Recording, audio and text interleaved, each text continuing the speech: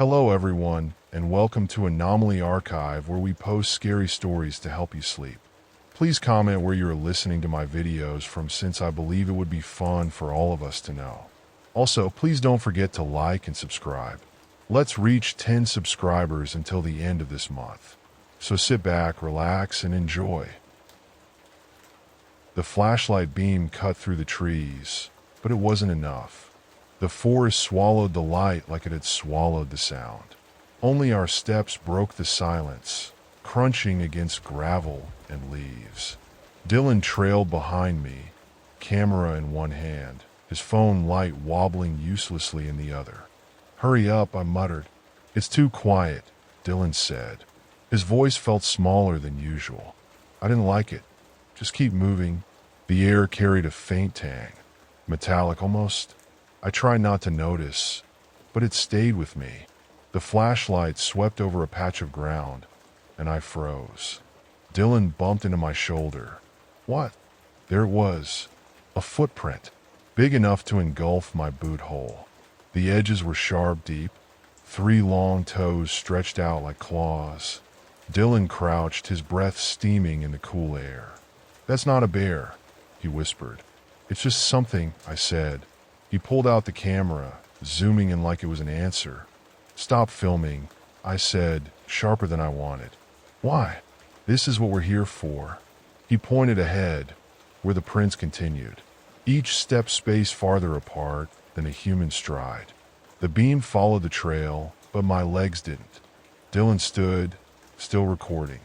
"Let's see where it leads." "No, we're going back." The words came harder than they should have.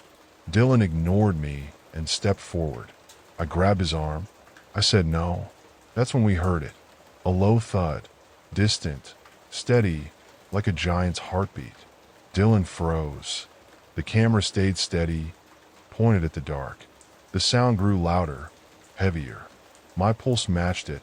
"Back," I said, pulling him. He resisted for half a second before he moved with me. I didn't care about staying quiet. My steps pounded the trail. Dylan tripped once. I hauled him to his feet and kept going. The thudding stayed behind us, but it didn't feel far enough. I didn't look back. We broke into the clearing behind our house, the pale glow of the porch light calling us home. I fumbled with the back door key, cursing my shaking hands. Dylan pushed against me, breath ragged. "Hurry," he hissed. The key turned, and we stumbled inside. I slammed the door, throwing the lock hard enough to rattle the frame. Dylan leaned against the counter, his chest heaving. The camera hung loose in his hand. I pressed my ear to the door, straining for the sound of the thuds. Silence now. The forest had taken it back. The next morning, I didn't want to look outside, but I did. The sun made the world normal again. Birds chirped. Squirrels darted through the yard. The tree line seemed farther away than it had the night before. Dylan was on the porch when I found him, his face pale. He held something in his hands. It was the camera. Mud clung to its sides, streaking the screen. "Where'd you find it?" I asked. He pointed to the steps, the spot where we had staggered in the night before. "I didn't drop it here," he said, his voice hollow. "It was in the woods." I didn't answer. The camera whirred as Dylan turned it on. Static filled the screen, warping the images. He scrubbed through the footage, his thumb jerking over the controls. Most of it was distorted. Then a single frame froze us both. A pair of legs, long, impossibly thin, pale against the black of the forest. My chest tightened. "We have to tell them," Dylan said, turning toward the door. "They won't believe us." I grabbed his arm. "Don't." He didn't pull away, but he didn't argue. Night came too soon. We ate dinner like nothing was wrong. Dad grunted over the paper. Mom picked at her food, muttering about her late shift tomorrow. Dylan wouldn't look at them. He barely looked at me. I waited until the dishes were done to pull him aside. "Don't show them," I said. My voice was low, careful. "They'll think it's a joke. Then what do we do?" "I don't know." It felt like admitting defeat. Dylan didn't press. We took turns staring out the window that night. The curtain stayed open. If it came back, we'd see it. Or that's what we told ourselves. Around midnight, Dylan had started to doze. I was still at the window when I saw the first streak, a faint smudge of mud on the glass. The scratching started a minute later, soft at first like a branch in the wind. It grew louder. My breath hitched as I leaned closer to the glass, peering into the dark yard. Nothing moved, but I felt it, watching, waiting. "Dylan," I whispered. He stirred but didn't wake.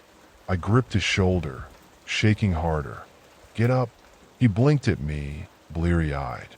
"What?" I motioned to the window. He didn't need more than that. The scratching stopped. The porch light flickered. My heart seized as the faint glow caught movement at the edge of the forest. A shape, too tall, too thin. Its legs seemed to stretch forever. It didn't move, just stood there. Dylan gasped, his hand fumbling for the camera. "Don't," I said, but he was already filming. The thing tilted its head, slowly, too slowly, like it was curious. The porch light went out. The dark swallowed the yard again. I grabbed Dylan, pulling him toward the hallway. We locked the bedroom door and shoved a chair under the handle. My breathing came shallow. Dylan was trembling. His hands clutched the camera like a lifeline. "It saw us," he muttered. I didn't answer. He was right. Morning came like a punch to the gut. The world outside was normal again, but it didn't feel safe. Dylan slept late, his face pale and drawn. I didn't tell him about the marks I found on the window. 3 long scratches, each as wide as my hand. They caught the sunlight like silver streaks, taunting me. The camcorder sat on the kitchen table, its lens cracked. Dylan had spent hours replaying the footage, though most of it was static. I hadn't touched it, couldn't. Every time I looked at it, I thought of those legs, those eyes. Our parents didn't ask about our quiet. They were used to it. Dad left for work without a word, and Mom stayed in her room, catching up on sleep after her shift. It left me and Dylan alone again. Too much time, too much silence. Dylan couldn't sit still. He paced the living room, muttering about traps and proof. I followed him reluctantly, helping set up the motion lights and cameras he insisted would catch it. "This'll work," he said. I wanted to believe him. The hours dragged. Midnight came, and the house was too quiet again. The lights stayed off. The cameras didn't buzz. Dylan sat by the window, clutching the bat I'd sharpened into a makeshift spear. I eyed the clock. Then, at 3 a.m., the first light flickered. It wasn't much, just a faint glow from the backyard. Dylan bolted upright, his camera on before I could stop him. "It's here," he murmured. I followed him to the window. The creature stood in the middle of the yard, bathed in the pale glow of the motion lights. It was bigger than I remembered. Its limbs bent unnaturally, its head tilting again in that mocking curiosity. Dylan's breath hitched as he zoomed in. The camera whirred softly. "It's watching us," I muttered. My voice cracked. It didn't move, just stood there, framed by the light. Then it turned, slowly. It walked to the edge of the light and disappeared into the dark. Dylan lowered the camera, his hands trembling. "It's not afraid," he said. I couldn't argue. He was right. The next morning, I woke up to silence. Not the normal kind, the comforting quiet of birds and rustling leaves. This silence felt wrong, heavy. Dylan was already up, sitting at the kitchen table, the camcorder open in front of him. The footage from the night before played on a loop, flickering and warped. He didn't look at me as I walked in. "What are you hoping to find?" I asked. My voice was low, careful. The air between us was already tight. "I don't know." Dylan's tone was clipped, his fingers fumbling with the buttons. "Something. Anything." I stood behind him, watching the grainy image of the creature frozen in the glow of the motion lights. Its legs stretched longer than seemed possible, and the angle of its head, tilted too far, made my stomach churn. "You're not going to find anything new," Dylan didn't answer. He hit rewind again. Dad didn't come home until late that night. Mom cooked dinner, but barely ate, her eyes distant as she tapped at her phone. I wanted to tell them about the scratches, the camcorder, the creature. What good would it do? They didn't see it.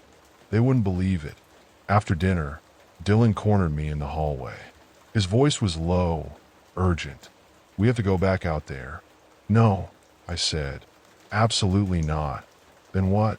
Just wait until it comes inside? It's not coming inside. You don't know that. Dylan's eyes burned, a mix of fear and frustration. We can't just sit here. I leaned in, my voice sharp. You think running into the woods is going to fix this? You think baiting it will make it stop? We barely got away last time. Do you want it to end differently? Dylan didn't reply. He shoved past me, heading to his room. The door slammed, rattling the walls. I let him go. The house felt wrong. Every creak in the walls made me jump. Every shadow seemed to stretch too long, lingering where it shouldn't. I sat in the living room with the bat across my knees. Dylan's room stayed dark, but I knew he wasn't sleeping. Neither was I. The thudding started around midnight. Soft at first, like something tapping the roof. I froze, every muscle in my body tensing as the sound grew louder. It wasn't rain or wind. It was deliberate. Dylan, I hissed, but there was no reply. I ran to his room, throwing the door open. He was at the window, his face pale, the camcorder clutched tight in his hands. It's up there, he mumbled. The ceiling groaned. Something heavy moved across the roof, its weight shifting slowly. The sound wasn't random. It followed a pattern like pacing. Dylan turned the camera on, aiming it at the ceiling as if that would help. My hand gripped the bat tighter. The sound stopped. For a moment, everything was silent. Then, a loud crash shattered the air. I ran back to the living room in time to see the motion lights flicker on. A shadow darted past the window, too fast for me to track. The lights died again, leaving us in the dark. The next morning, the house bore the scars. Scratches gouged deep into the siding, claw marks too high to be made by any animal. Dylan photographed them while I stood guard. He didn't say much, just muttered about posting the pictures online. I didn't stop him. The neighbors didn't notice, or didn't care. They never did. The town moved slowly, always pretending everything was fine. Even now, it was the kind of place where you didn't ask questions you didn't want answered. That night, we set up new traps. Dylan's idea, not mine. He rigged more cameras, wired floodlights to every corner of the house. If it comes back, we'll catch it, he said. His voice shook, but he kept going. I didn't argue. What was the point? By midnight, the house was wired like a fortress. But it didn't feel safe. Nothing did anymore. We sat by the window, waiting. The hours stretched long and slow. The floodlights stayed dark, the cameras silent. I started to think maybe it was over. Then, at 3 a.m., the alarms went off. The floodlights blazed, flooding the yard in harsh white light. Dylan grabbed the camcorder, rushing to the window. I followed, the bat clutched in my hands. The creature stood in the center of the yard, its legs bending in ways. Its head tilted, watching us with that eerie, predatory stillness. It's back, Dylan whispered. He didn't need to say it. I could feel it. The creature moved slowly, its long limbs carrying it toward the edge of the light. The cameras clicked, capturing every frame, but it didn't care. It stopped just at the edge of the shadows, its face obscured, and turned toward the house. Then it disappeared. The morning after felt like waking from a nightmare. Except the nightmare didn't end. Dylan was jittery, his hands shaking as he uploaded the footage to his computer. I paced the living room, listening to the creaks in the walls, the hum of the appliances. Everything felt too loud, too close. It's good, Dylan said suddenly. I stopped pacing, turning toward him. He gestured at the screen. The creature's image was frozen, its legs stretched long, its face half turned toward the camera. This proves it. Proves what? I snapped. That it exists? So what? Who's going to believe us? And even if they do, what difference does it make? Dylan's face fell. I knew I'd gone too far, but I didn't care. The fear was eating me alive. That night, the creature came back. We heard it before we saw it. The soft thudding of footsteps in the yard, growing louder with each step. I pressed my face to the window, straining to see into the dark. The floodlights didn't come on this time. Neither did the cameras. It knows, Dylan whined. His voice was barely audible, trembling. The sound grew closer, and then it stopped, right outside the window. I didn't move. My breath fogged the glass, but I couldn't see anything past the dark. Then the scratching started. The scratches weren't like before. These were slow, deliberate. A single claw dragging down the length of the window, leaving deep grooves in the glass. Dylan raised the camcorder, filming the window. I wanted to stop him, to pull him away, but I couldn't move. The scratching stopped. A shadow passed over the glass, and for a moment, I thought it was gone. Then, the floodlights blazed to life. The creature stood in the yard, its long limbs silhouetted against the light. It tilted its head, staring directly at us. The smile on its face was wide, too wide. Its teeth glinted, jagged and uneven. I grabbed Dylan, pulling him back from the window. The light flickered, casting the creature's shadow long and distorted across the walls. Then the power went out. We were left in the dark. The silence was worse than the sound. My grip on the bat tightened, my knuckles white. Dylan fumbled with the camcorder, his breathing ragged. I could hear it outside, the faint crunch of gravel, the heavy weight of each step. It's testing us, Dylan whispered. I didn't answer. He was right. When the first crash came, I knew it wouldn't stop. The house creaked under the weight of silence. I hadn't slept in 2 nights. Dylan wasn't doing much better. He sat on the couch, the camcorder cradled in his lap like a shield. The last footage still burned in my head.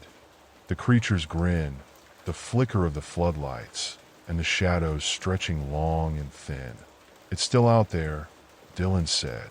His voice cracked. He hadn't stopped staring at the window since the power went out. I know. The scratching came first. Soft. It started on the kitchen door, faint enough that I thought I imagined it. Then it moved. The front door. The windows. Each sound sharper than the last, like nails on glass. It's testing us, Dylan said, echoing the words I didn't want to believe. The lights stayed dead, leaving us in the glow of a few candles we'd scattered around. The flickering shadows danced on the walls, stretching in ways that made my skin crawl.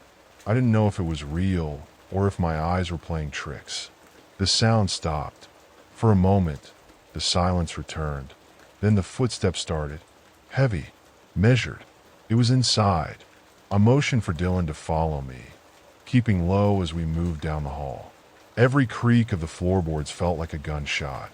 I led him to our room, shoving the dresser against the door before wedging the bat between the handle. It wouldn't hold if the thing wanted in, but it was all we had. What now? Dylan said. I didn't answer. The footsteps grew louder, closer. I could hear its breathing now, low and guttural, like a predator just outside the cage. Dylan clutched the camcorder. We need proof, he said. We need to survive, I snapped. The door shuddered under a heavy impact, the dresser groaning against the weight. Dylan flinched, scrambling back toward the window. I stood my ground, gripping the bat as the door shook again. The wood cracked, splinters falling to the floor. Out the window, I said. Dylan hesitated, his face pale. Now. He fumbled with the latch, shoving it open. The cold air hit like a slap as he climbed through, dropping to the ground below. I followed, landing hard enough to jar my knees.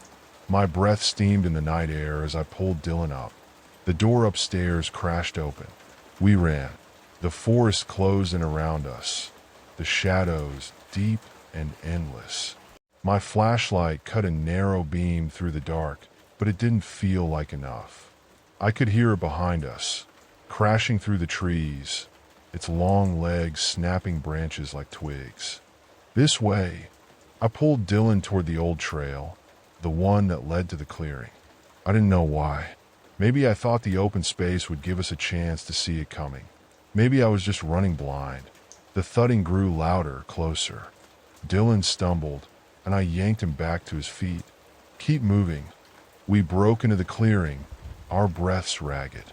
The moonlight spilled across the open space, highlighting the soft ground beneath our feet. Dylan collapsed, clutching his side. I can't. Yes, you can, I said, grabbing his arm. The thudding stopped. I turned, scanning the tree line. Nothing moved, but I felt it. The weight of its eyes, the way the forest seemed to hold its breath. Dylan followed my gaze, his hands trembling. It's here, he whispered. I know. The first step broke the silence. It came slow, deliberate. The creature emerged from the trees, its long legs moving with an unnatural grace. The grin was still there, sharp and mocking. Get up, I said, yanking Dylan to his feet. The ground beneath us felt unstable, like it might give way. I didn't trust it, but I didn't trust the creature more. The creature stopped just inside the clearing, tilting its head. It didn't lunge. It didn't chase. It just watched. What's it waiting for? Dylan asked. I didn't know. The ground shifted under Dylan's foot, and he stumbled. I caught him, pulling him back as a patch of earth gave way, revealing a shallow pit filled with tangled roots and rotting leaves. It's a trap, I said. My voice felt distant. The creature took a step closer. Its movements were slow, methodical. It didn't seem concerned by the pits.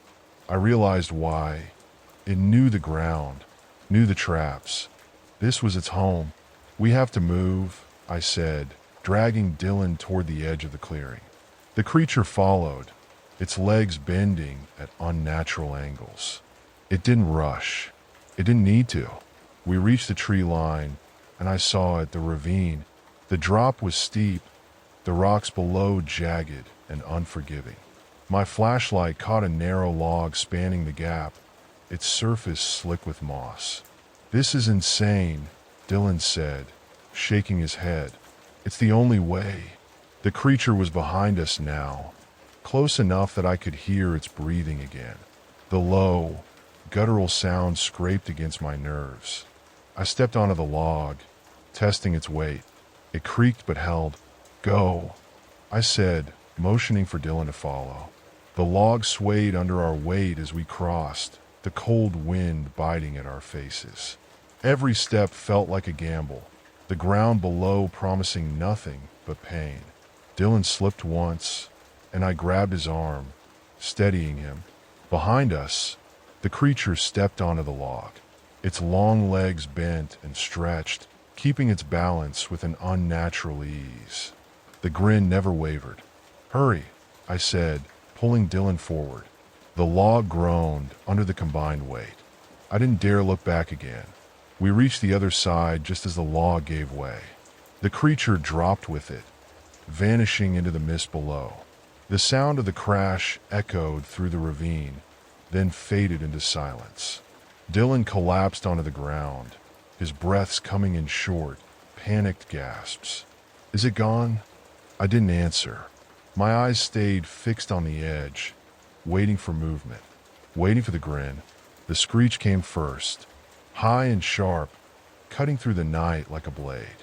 Dylan froze, his face pale. The sound of claws on stone followed, scraping. It was climbing. The screech ripped through the air again. It was climbing fast. Dylan crouched near the edge of the ravine. I grabbed his arm, yanking him to his feet.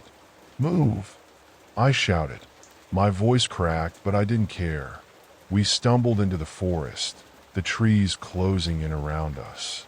The branches reached out like hands, clawing at our faces and clothes. Dylan clutched the camcorder to his chest, his fingers white-knuckled around it. "It's coming back," he gasped. "I know," I said. My flashlight beam danced ahead of us, cutting through the dark. The ground sloped downward, slick with mud and leaves. Each step felt unsteady. Behind us, the sound of claws scraping stone grew louder. It wasn't just climbing, it was chasing. We broke into another clearing, this one smaller and more overgrown. At its center stood an old hunting cabin, its roof sagging under the weight of years. The door hung ajar, creaking as the wind pushed against it. Dylan hesitated, his eyes darting between the cabin and the forest behind us. "In there," I said. He didn't argue. We pushed inside, the air thick with the smell of rot and mildew. The walls were lined with broken shelves, their contents scattered across the floor. A rusted axe lay near the hearth, its blade chipped but still sharp enough. Dylan grabbed it, his hands shaking. "Do you think it'll hold?" he asked, nodding toward the door. "No," I said. I shoved a broken chair against the door frame, wedging it in place. It wasn't much, but it was all we had. Dylan stood near the window, his eyes fixed on the darkness outside. "It's playing with us," he said. "I know." The first crash came minutes later.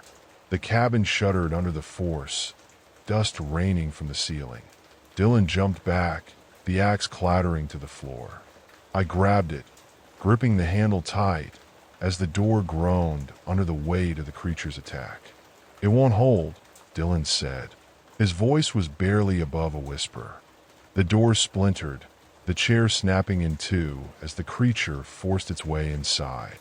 Its long limbs bent grotesquely, its shoulders twisting to fit through the narrow frame. The grin was still there, sharp and mocking, its teeth glinting in the dim light. I swung the axe with everything I had, the blade biting into its arm. Black ichor oozed from the wound, thick and slow like tar. The creature screeched, its head snapping toward me. The grin faltered. "Out the back," I shouted. Dylan scrambled toward the broken window, pulling himself through. The creature lunged, its claws raking the air where Dylan had been moments before. I swung again, catching its leg. It stumbled, but only for a moment. I dove through the window after Dylan, the axe slipping from my grip as I hit the ground. The forest engulfed us again, the darkness pressing close. Dylan pulled me up, his face streaked with dirt and tears. "We can't outrun it," he said. "Then we make it stop." We reached another clearing, this time smaller.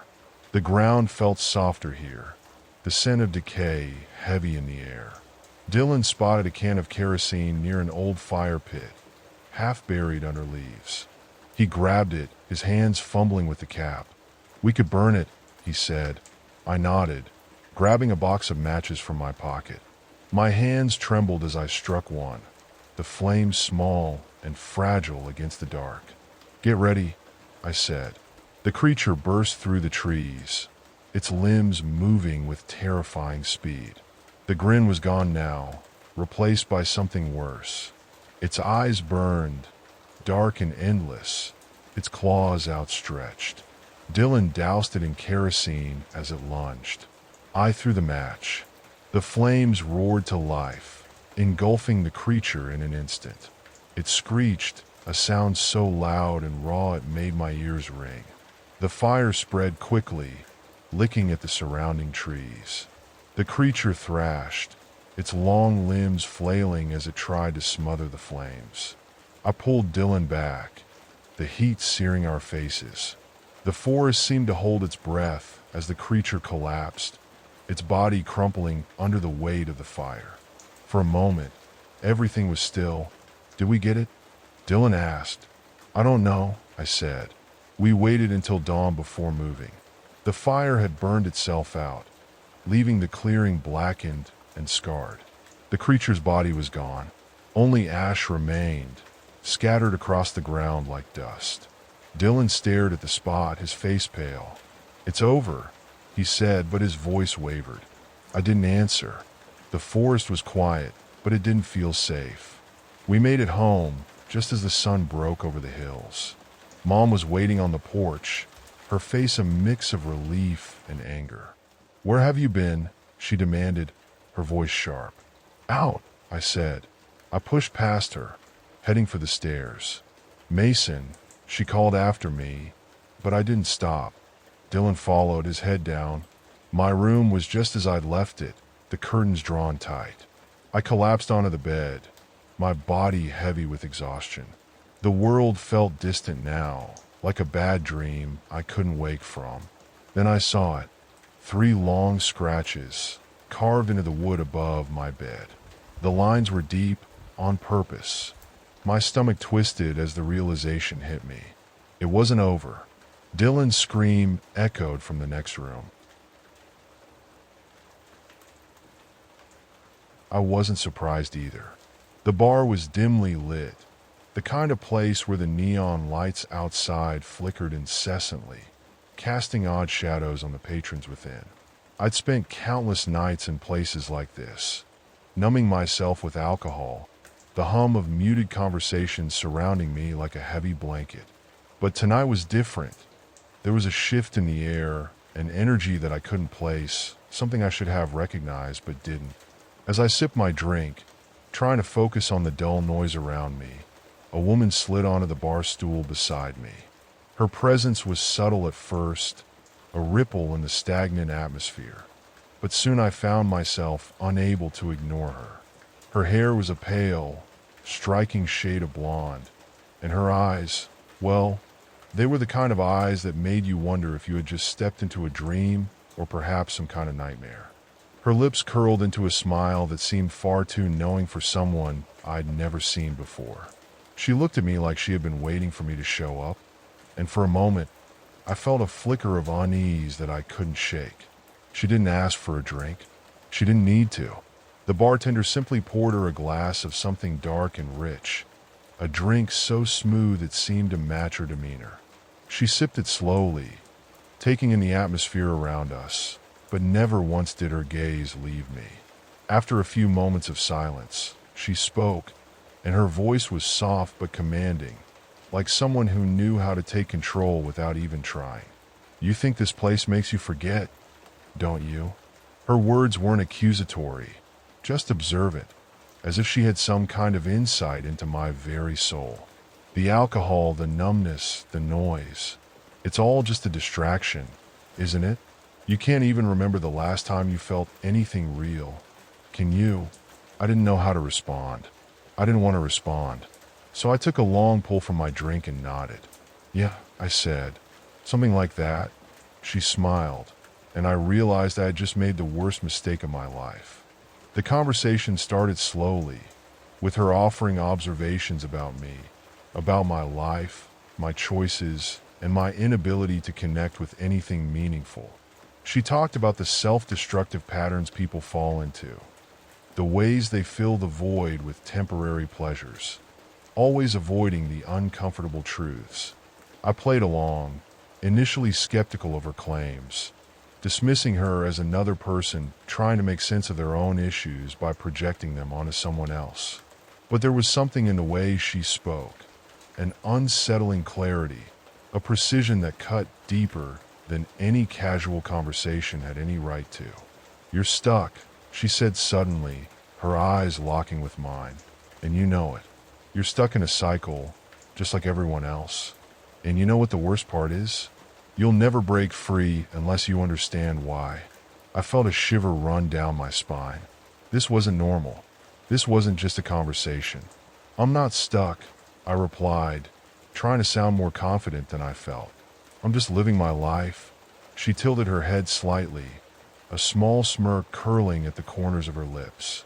"Is that what you call it?" she asked, her voice barely a whisper, but it carried an edge that I couldn't ignore. "You're wasting your life. All of you are. All of humanity." The statement hung in the air, thick and heavy. She was right. I could feel it. I knew she was right. I couldn't keep playing this game. I had to know what she was really getting at. So I leaned forward, trying to shake off the unease crawling up my spine. "Who are you?" I asked, my voice steady. What do you want from me? Her eyes sparkled with a knowing glint, as if she had been waiting for me to ask the question. She took another sip from her glass before responding.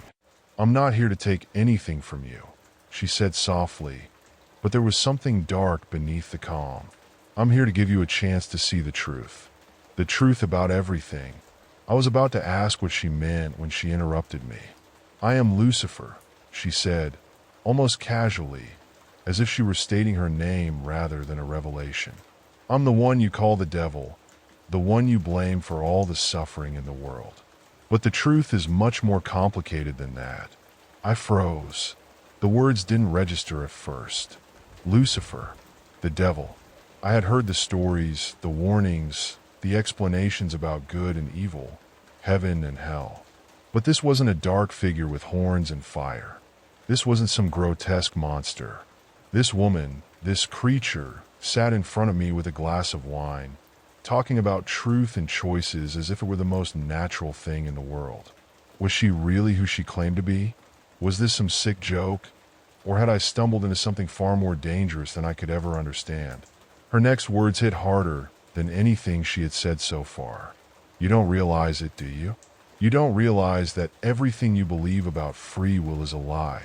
I stared at her, confusion clouding my thoughts. What are you talking about? I asked. She smiled again, but this time there was no warmth in it. You believe that you have the power to choose. That's what they've told you, isn't it? The idea that you are free, that you can make your own path. But it's all a lie.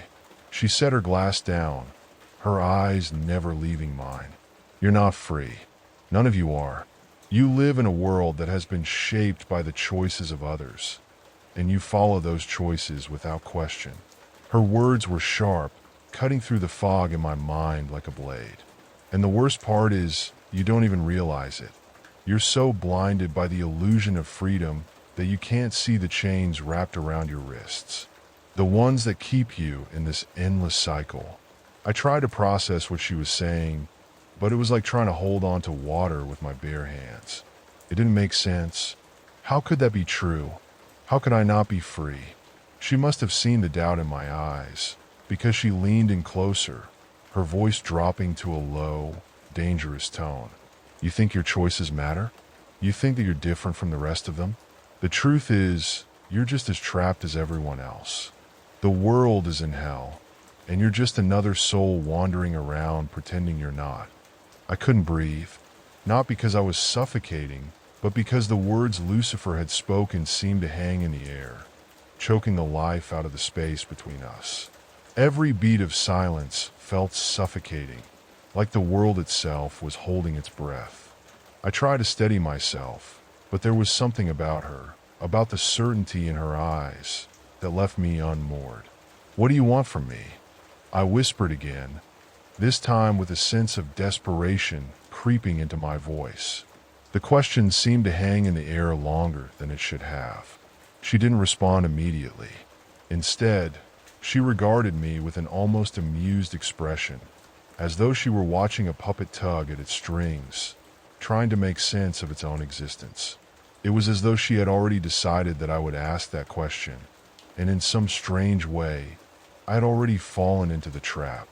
You already know what I want, she finally said, her voice low, like a murmur through the darkness. I want you to understand. I want you to see the truth. All of it. The truth about your existence, about the world you live in. I want you to realize that you've been given a choice, but it's not the one you think. I couldn't process the weight of her words. I stared at her, trying to find something, anything, that would give me an out, some kind of escape from this suffocating conversation. But there was nothing. But no matter how hard I tried to deny it, I could feel the truth inching closer, the cold chill of inevitability creeping into my bones. She was right. I hadn't been living. I had been existing, floating through life like a passenger on a train, watching the world pass by without ever truly engaging with it. Every decision I made felt predetermined, shaped by the people I knew, the culture I had grown up in, the circumstances I had been born into. I didn't make choices. I simply followed a path that had already been laid out for me. A path that wasn't mine. My mind refused to let the implications settle. Could it be true? Could I have been so blind? I had lived my life believing that I had control, that my decisions were mine alone. But what if they weren't? What if everything was just an illusion? The questions tore through me, relentless in their pursuit. I wanted to deny it, to push it all away, and pretend that I was just talking to some disturbed individual. But the more I thought about it, the more I realized that the unease I had been feeling wasn't random.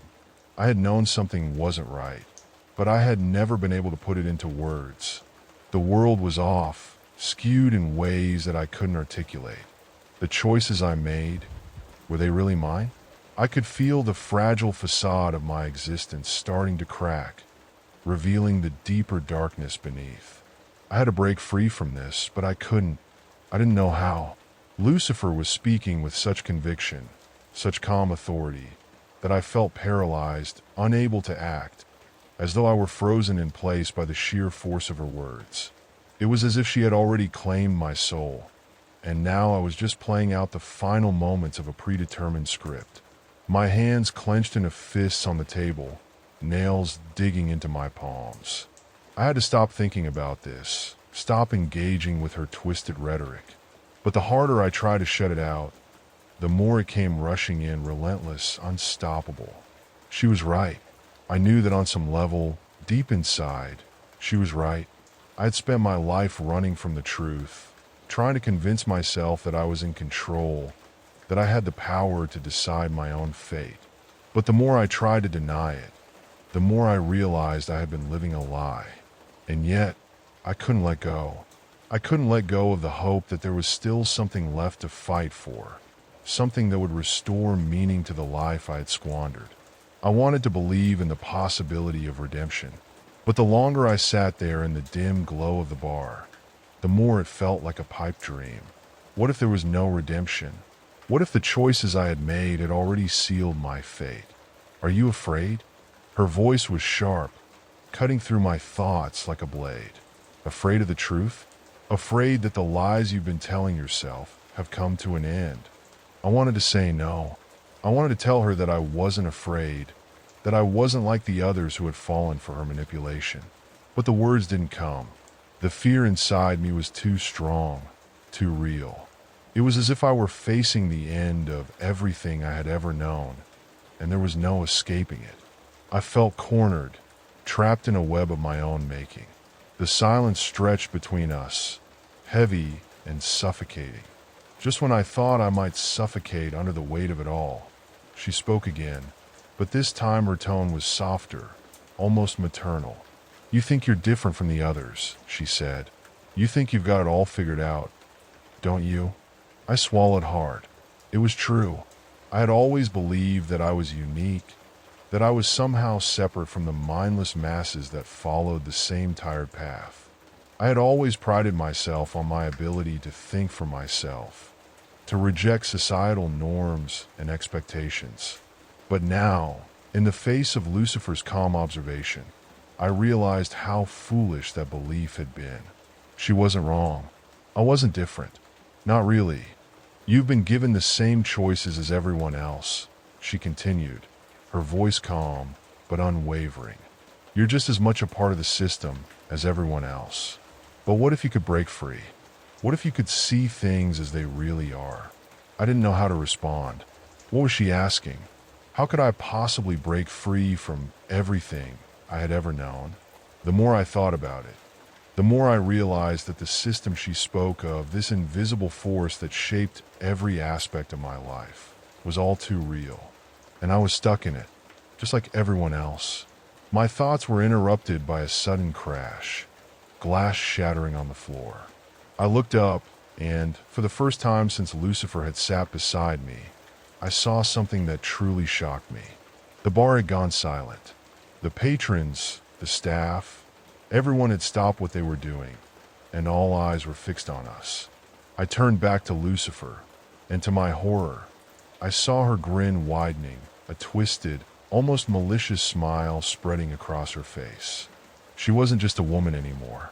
She wasn't just sitting beside me in a bar. She was something else entirely. The air around her seemed to shift, darken, and I could feel the temperature drop. Her eyes glowed, faintly at first, but then with an intensity.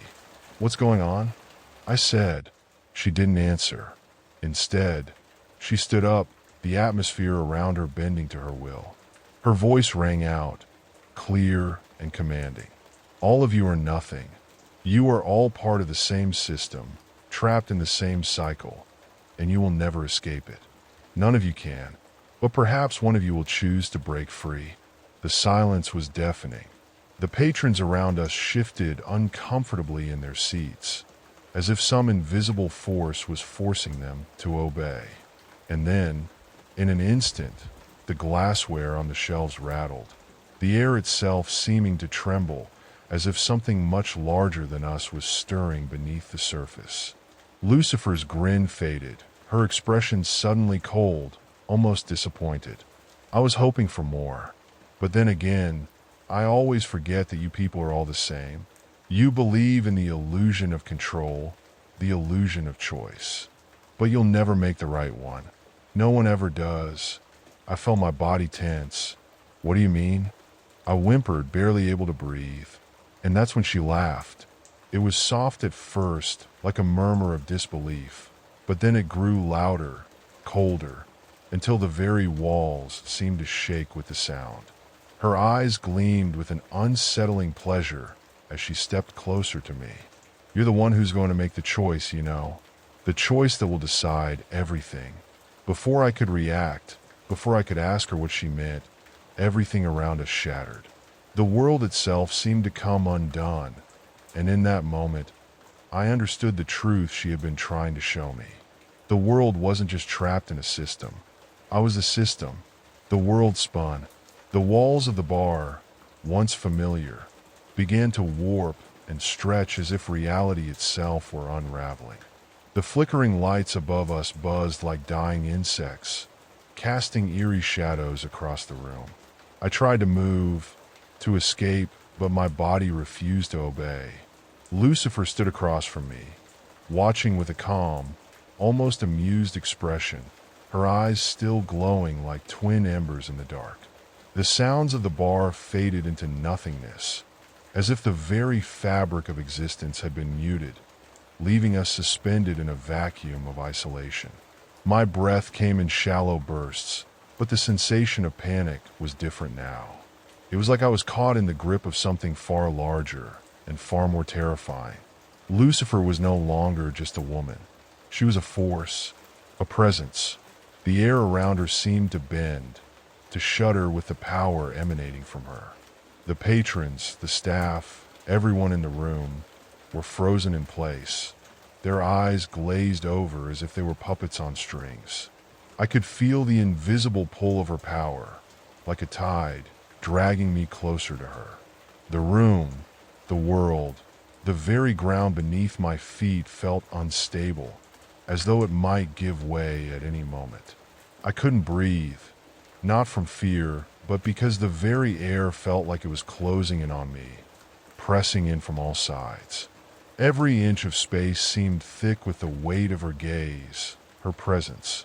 I opened my mouth to speak, but the words caught in my throat. My body was betraying me, refusing to acknowledge the terror coursing through me. I had thought I was afraid before, but that was nothing compared to this. Nothing compared to the crushing certainty that everything I had ever known was a lie. I was not in control. I never had been. I was just a pawn in some cosmic game, and Lucifer was the one pulling the strings. "You don't understand, do you?" Her voice broke through my spiraling thoughts, cold and smooth as ice. "You think you're different. You think you've managed to escape the trap, but you're still in it. You're just like the rest of them." I shook my head, trying to block her words out, but it was impossible. She was right. I had been living under an illusion, thinking that I was in control, that I had free will. But now, in the face of her unrelenting gaze, I realized that it was all a facade. My choices, my decisions, had all been shaped by forces beyond my understanding. I was nothing more than a puppet, my strings pulled by invisible hands. And Lucifer, it seemed, was one of those hands. But even in the face of her overwhelming power, a small spark of resistance ignited within me. It was faint at first in the back of my mind, but it was enough. The feeling of being trapped, of being nothing more than a tool in her game, was too much to bear. I had to do something. I had to break free, even if it meant confronting Lucifer herself. I took a shaky step back, my legs unsteady beneath me. The tension in the air was suffocating, but I couldn't let that stop me. The room seemed to close in, the walls pressing in from all sides. But amidst the chaos, amidst the crushing weight of Lucifer's presence, I found a strange kind of clarity. I had always believed that I was in control, that I could shape my own destiny. It was a comforting thought, even if it wasn't entirely true. But now, I realized that the only way to regain any semblance of control was to confront the truth, to face Lucifer and whatever power she wielded head on. "You think you're the only one who can control things," I said, my voice coming out stronger than I expected. "But you're wrong. I'm not like the others. I don't belong in your little game." Lucifer raised an eyebrow, her expression unreadable. "Is that so?" she replied, her voice laced with mockery. "You think you can challenge me? You think you can defy the system that has been in place for eons? You're just another piece in the puzzle, another part of the machine." I took a deep breath, grounding myself in the words I had just spoken. Maybe I'm just another part of the machine, but I'm not going to stay that way. I won't let you decide my fate. For a moment, there was silence. Lucifer's gaze lingered on me, and I could feel her weighing my resolve, as though she were testing the strength of my will. Then, with a small smirk, she spoke again. "Very well," she said softly. "Let's see what you're made of then." Without warning, the temperature in the room dropped, and the shadows seemed to stretch unnaturally, growing long and twisting like tendrils reaching for me. The air was thick with an oppressive energy, and I felt a shiver run down my spine. Before I could react, Lucifer's form seemed to blur, shifting from one moment to the next with an unsettling speed. I barely had time to process the change before she was standing right in front of me, her presence overwhelming. I instinctively took a step back, but Lucifer was faster. She reached out, her fingers brushing against my chest, and the sensation was like a bolt of lightning. It wasn't pain exactly. It was more like something was being ripped out of me, like she was draining my very essence. I gasped, but the air seemed to be sucked out of the room, leaving me breathless. "Do you really think you can escape this?" she whispered, her voice low and full of malice. "You can't escape the system. Not now, not ever." I struggled to break free, to push her away, but it was like trying to move through concrete. The force of her touch was like a vice, tightening around my neck and constricting my breath. My vision blurred, and for a moment, I felt like I was losing consciousness. But something inside me refused to surrender. I had come too far to give up now. I reached up with both hands, grabbing hold of her wrist, trying to pull it away from my neck. Her grip tightened, but I didn't let go. I didn't know how much longer I could last, how much longer I could keep fighting. But I knew that if I gave in now, I would lose everything. And maybe Lucifer was right. Maybe I wasn't strong enough to break free. But I wasn't about to let her win without a fight. With one final burst of strength, I twisted my body and pushed her away, breaking her grip. I staggered backward, gasping for breath, my body trembling with exhaustion. For a moment, I thought I had lost. I thought she had already won. But as I stood there, neck aching, a new determination took root inside me. If I was going to survive this, if I was going to take back control of my own fate, I would have to do it on my own terms. Lucifer's smile had faded, replaced by a darker expression. She was no longer amused. She was angry. "You think you can fight me?" she hissed, her voice suddenly turning venomous. "You think you have the power to resist? I am the system, and you are nothing. Nothing but a fleeting moment in time. You can't define me. Just as the air around us thickened with tension, the unexpected happened. The room seemed to ripple, as though reality itself were fracturing. A low hum filled the space, a deep, resonant sound that vibrated through my bones. Lucifer's eyes widened for the briefest moment, her previously unshakable confidence faltering. For the first time, I saw something approaching fear in her gaze. "What is this?" she muttered, her voice edged with uncertainty. I didn't know what was happening. The air shimmered, and the walls seemed to bend and warp around us. The ground beneath my feet began to quake, the vibrations rippling outward like a shockwave. The patrons, who had been frozen in place, were now writhing in discomfort, their faces twisted in confusion and fear. Lucifer took a step back, her confidence shattered, replaced with an emotion I hadn't expected to see on her face: fear. The force that had suddenly erupted in the room wasn't her doing. It was something older, more dangerous, and far more powerful than even she could control. I had no idea what it was or where it had come from, but I knew one thing for certain: it was the key to breaking free, and I had to find a way to use it before it consumed us both. I was on the edge.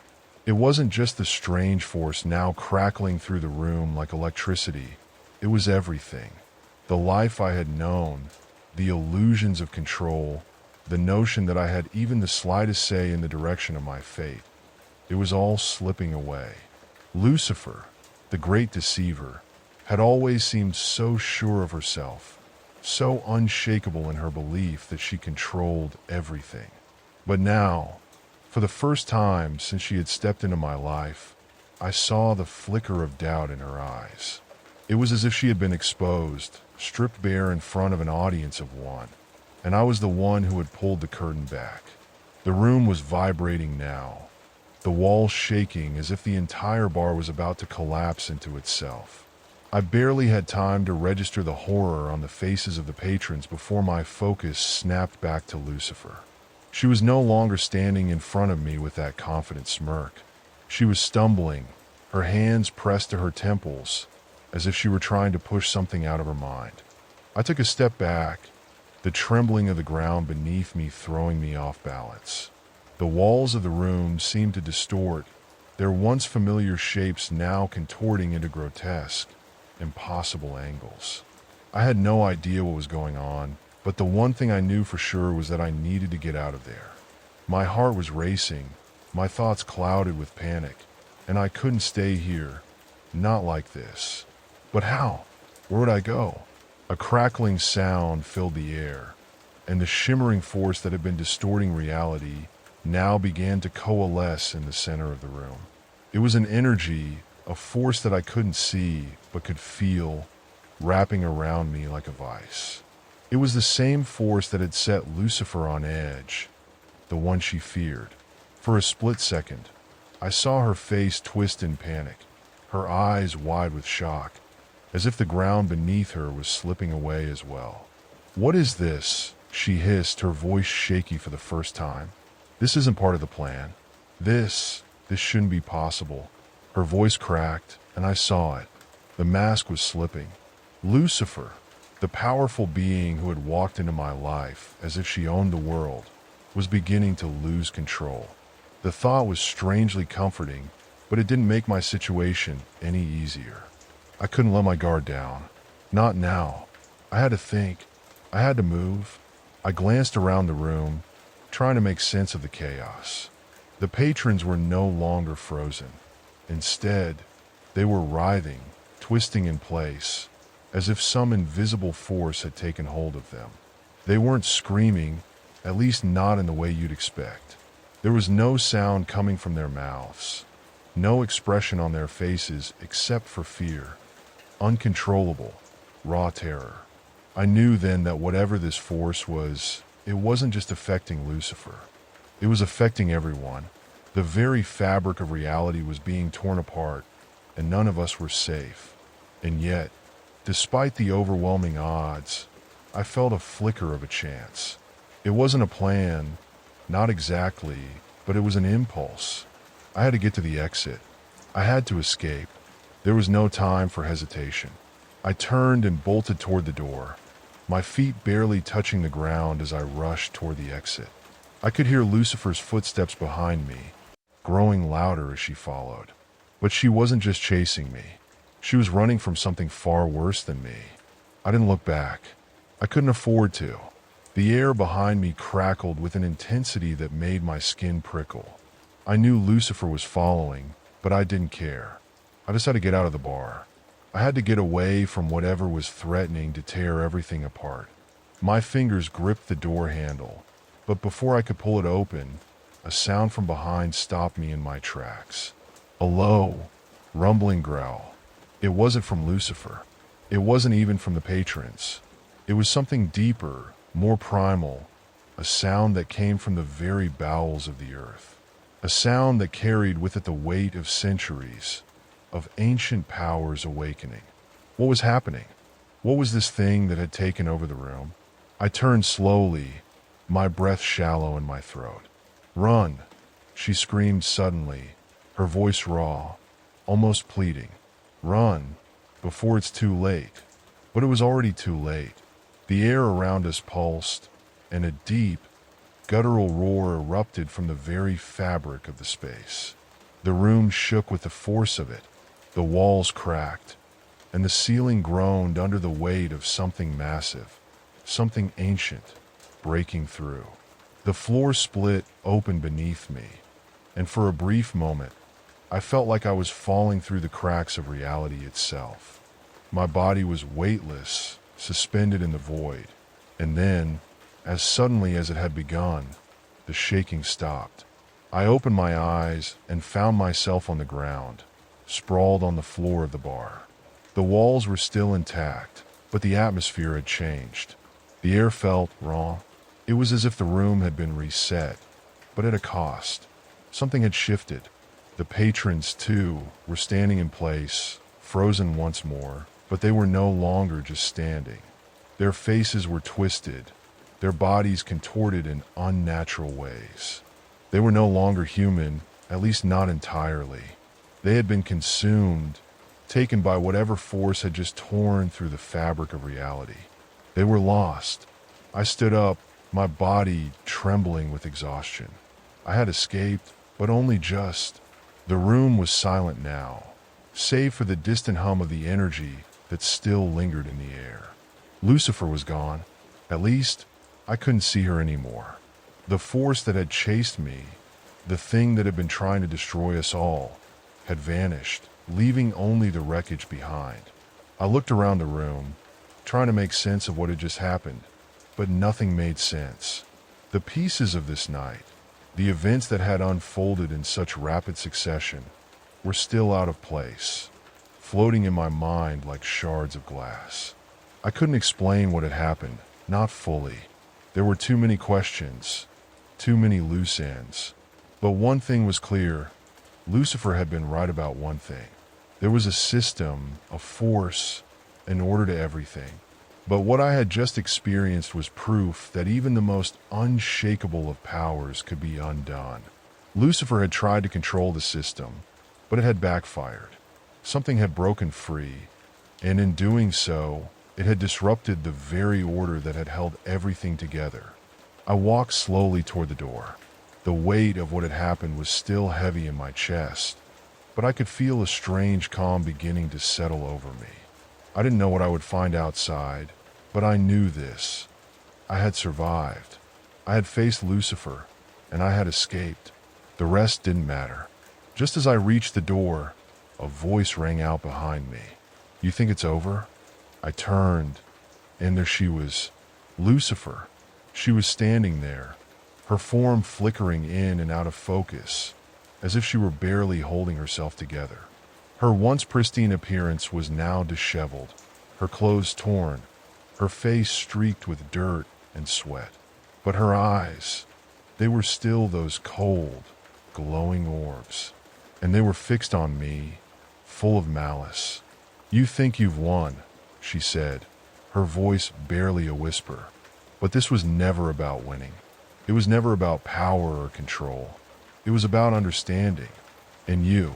She stepped forward, her presence once again overwhelming. You still don't understand.